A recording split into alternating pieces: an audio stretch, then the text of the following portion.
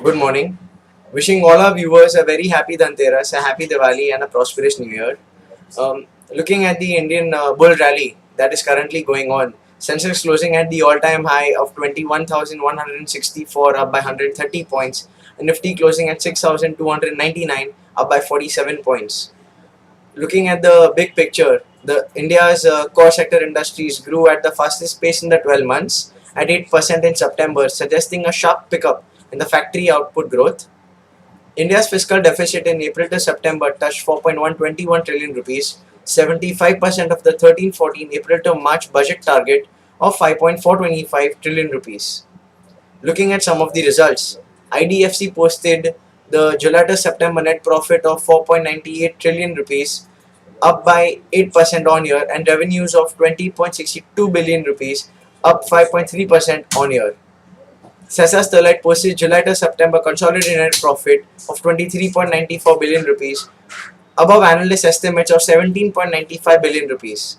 Navneet Education posted the July to September net profit of 135.2 million rupees, down from 147.3 million rupees a year ago. Net sales rose to 2.79% on year to 1.4 billion rupees.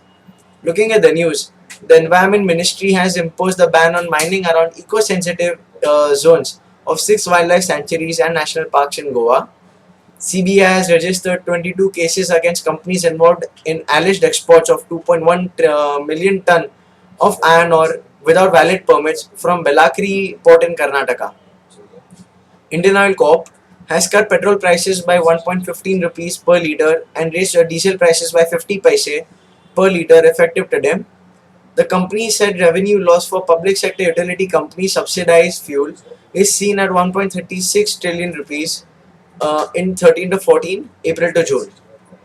L&T will sell off 17.17 million shares, or about 1% of subsidiary L&T Finance Holdings within 90 days to meet India's minimum public shareholding norm.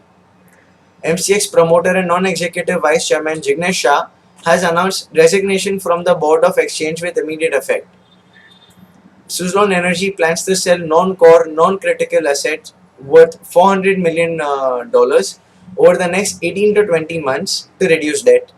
The Singapore arm of Tata Motors is in negotiation with banks to raise $500 million of debt, which will enable the subsidiary TML Holdings to buy companies stake in several key overseas units. The US indices ended lower yesterday as investors continued to book profit on the uncertainty over when the US Fed Reserve would start scaling back its monthly asset purchase program.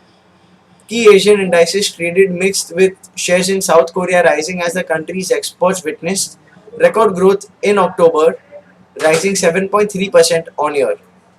The benchmark indices in India may hit fresh peaks today, backed by continued flows from the FIIs, but may give up some gains later in the day due to profit booking.